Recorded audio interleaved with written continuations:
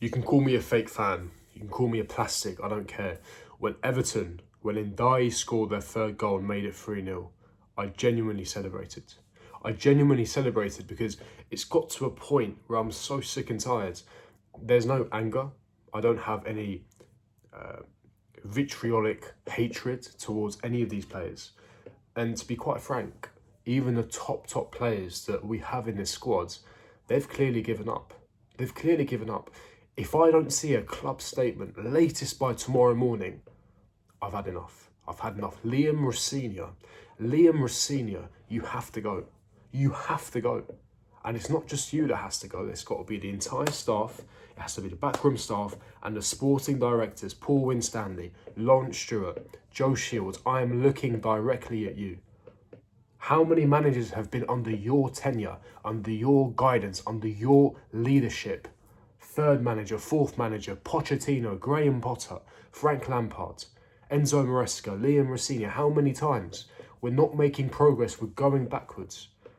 I'm sick and tired. This was the most obvious loss I've ever seen in my life. Heading into today, I had things that I had to be getting on with today. I knew we were losing. Now, did I think it would be this bad? That's a separate discussion. That's the fourth loss on the trot. The third game in a row that we haven't scored. And look, there is still 5+ added time going on as I record this video. We might pull one back. I don't really care. As I record this, we're losing 3-0 with 5 minutes to go. We've let Beto get a brace. Have some shame. Do you have no shame? Do you have no standards? And it's not just the players. The players are clearly down tools. That's different. Forget Champions League football for a minute, because that's a separate discussion. How ironic that we're only 1 point, and the fact that 6th place, the position that we're currently in, might even secure Champions League football. Because if Aston Villa win the Europa League, then we're going to get Champions League football. This entire thing is a genuine disgrace.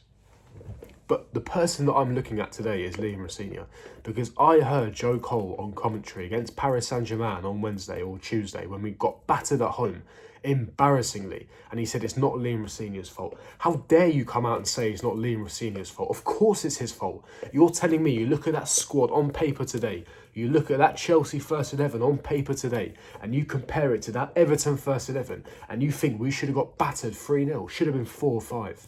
Really? Man for man, pound for pound, they are not a better team than us. So it comes down to coaching. It comes down to coaching. It comes down to tactical nous.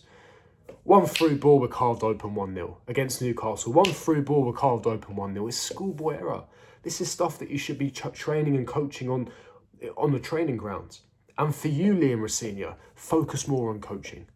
Stop making interviews. Stop making interviews. I see you doing this a lot.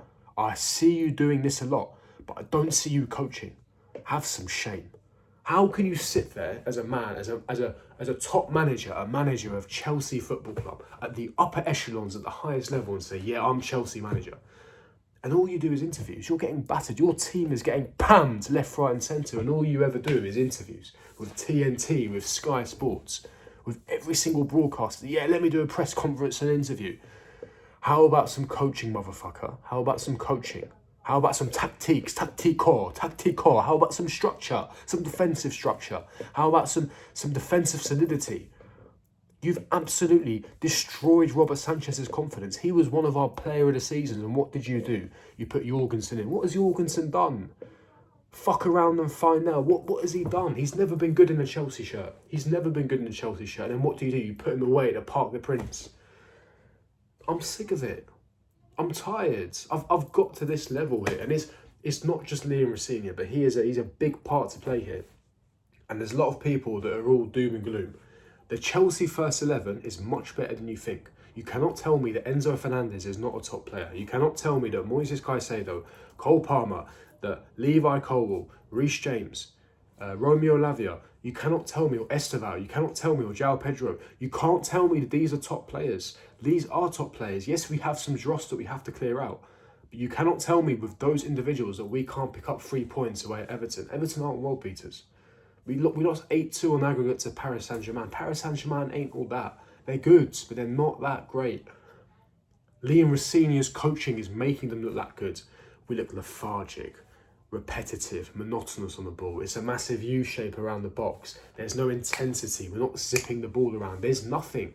There's no identity. There's no ideology that I can see. He's not stamped his authority, and I can't see what Rossini is trying to do. Lackluster, rubbish football with no defensive structure. The honeymoon phase is over. We won a few games that we had a very favourable run in at the time in February, January time, and that's over. It's finished. It's done. So sack this guy. I need to see a club statement tonight, and by the latest needs to be tomorrow morning, because I'm sick of it. There's got to be a club statement. There's got to be.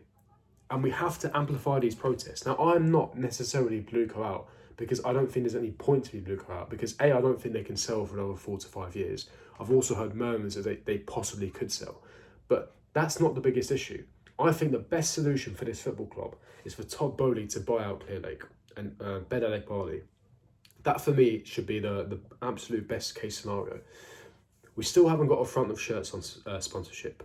There's still no developments on the stadium. We're not aiming for high-quality big players. It doesn't look like we're going to get Champions League football. The top players that we do have in Enzo Fernandez, as an example, are starting to become disillusioned with this vision, this project. A lot of things are going wrong. And you're making a backward step by sacking Enzo Maresca and then hiring Liam Rossini. Now, here's a take that I've got for you guys as well, because I've not recorded in a very long time. Enzo Maresca, I appreciate and respect everything he's done for us.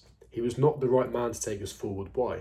He had the tactical nous in big games. He was brilliant, no doubt about that.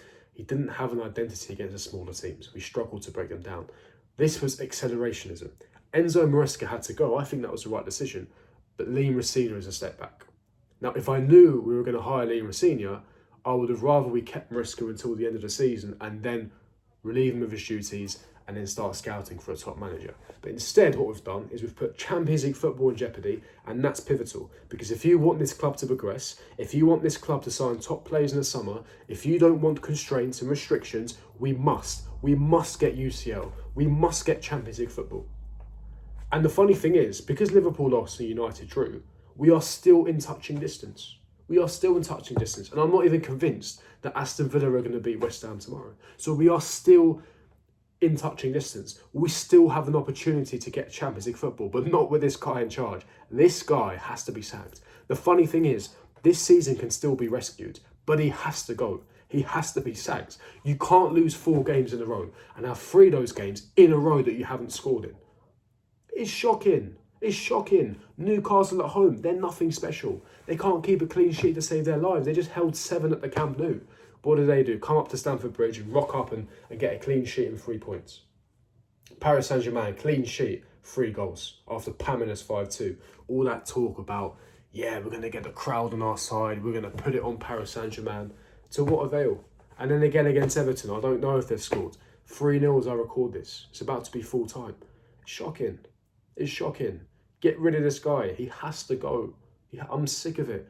And the thing is, there's no anger in my voice. It's just pure disappointment. I'm apathetic. Why? Because what's the point? If I sat here and was screaming and shouting at the camera, that's me being disingenuous. That's me being performative. I'm not performative. I tell you how it is. I tell you as it is. This is exactly how I feel. I'm like this off camera right now because I don't care. I can't be asked. Just get rid of this guy. I'm sick of it.